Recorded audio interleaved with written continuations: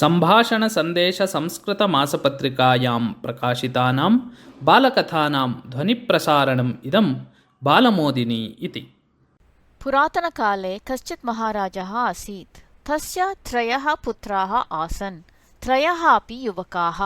एकदा महाराजः चिन्तामग्नः सन् उपविष्टः आसीत्। तदा तत्र आगतः मुख्यसचिवः तं दृष्ट्वा समीपं गत्वा पृष्टवान्, प्रभो, किमभवत्? भवान् अतीव चिन्तामग्नः इति भाति। किं कारणं चिन्तायाः इति। महाराजः अवदत्, सचिव, मम तु वयः अतिक्रान्तं। मम मरणानन्तरं 3 पुत्रेषु कः अस्य राज्यस्य पालनं कुर्यात्? तेषु कः अत्यन्तं समर्थः अस्ति? अहं कस्मै एतत् उत्तरदायित्वं ददामि? एषा एव चिन्ता मम इति। तदा मुख्यसचिवः उक्तवान्, महाराजा, चिन्तां न करोतु। तन्निमित्तम् अहम् एकम् उपायं सूचयामि। 3 अपि पुत्रान् आहूय वदतु, भवन्तः अस्य राज्यस्य यं कमपि एकं प्रजाजनं तोषयित्वा आनयन्तु इति। ते तत् कार्यं कथं सम्पादयन्ति इत्येतस्य आधारेण तेषु कथमः योग्यः इति निर्णयं करिष्यामः इति महाराजः अङ्गीकृतवान्। अपरस्मिन् दिने महाराजः पुत्रान् आहूय उक्तवान्, राजवासीनां सन्तृप्तिः एव अस्माकं लक्ष्यम्। तदा एव महाराजेन राज्यपालनं करणीयम्।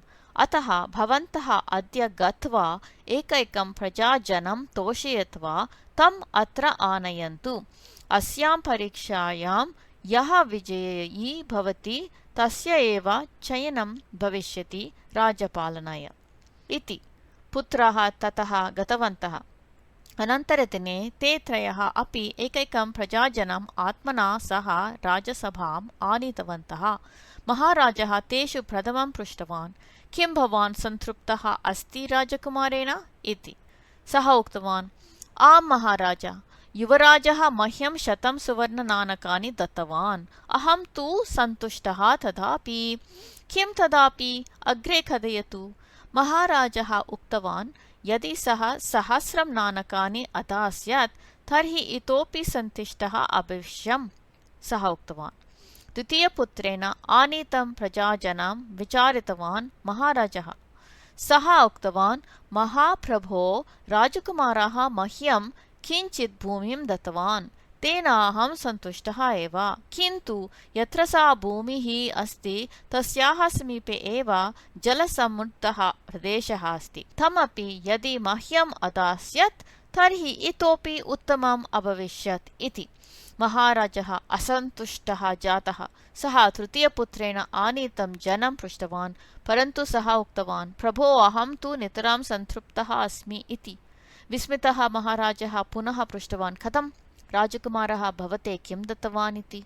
सः उक्तवान्, प्रभो, कुमारः मह्यं 6 रसोपेतं रुचिकरं भोजनं दत्तवान्। जीवने प्रथमवारं मया तादृशं भोजनं प्राप्तं।